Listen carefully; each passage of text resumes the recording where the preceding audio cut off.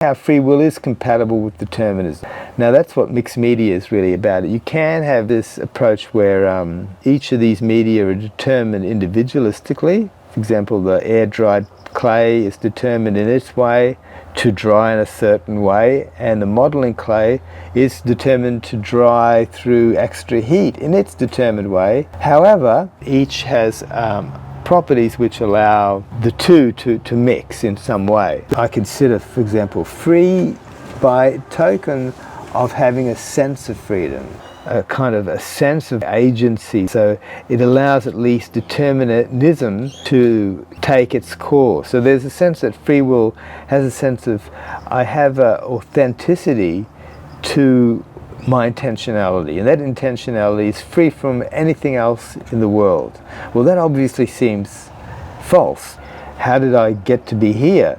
Parts of human existence in the geopolitical arena that allowed this even to occur. The economic climate. So we're living in late capitalism with a monetary system, so it allows people that have enough money to then take on pursuits which are not for profit. So there'd be a freedom then within that, but that would not produce this.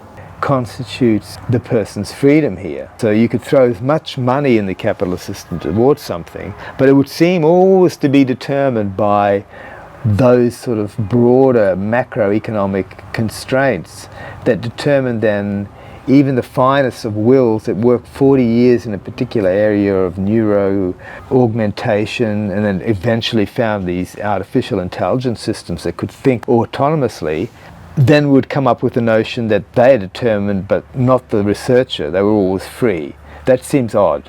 So it seems that if these artificial intelligences that are being constructed, that are part of our rational system from the Enlightenment, have been constructed through the capitalist system, which they seem to have because there's a lot of capital thrown at it to create all the structures, then determinism is true. But the compatibilist feel towards it is very strong, because it gives that sort of sense that there's no way I'm being determined here. There is a sense that there's no way that there's an agent out there making me do this. It really doesn't feel that way. And that feels that it's good in the sense of it being humanistic. This hard clay, which is modeling clay, and a more exotic clay, which is the polymer clay. Now I've decided to add them into a mixed media, and so one of the criterion to experiment a bit, I've placed it out in the sun, and this is hardened, and so this is a sort of process where I'll have an idea and it seems to work, it doesn't work exactly, and you can find a workaround, and that's the enjoyment in a sense of this experimental process.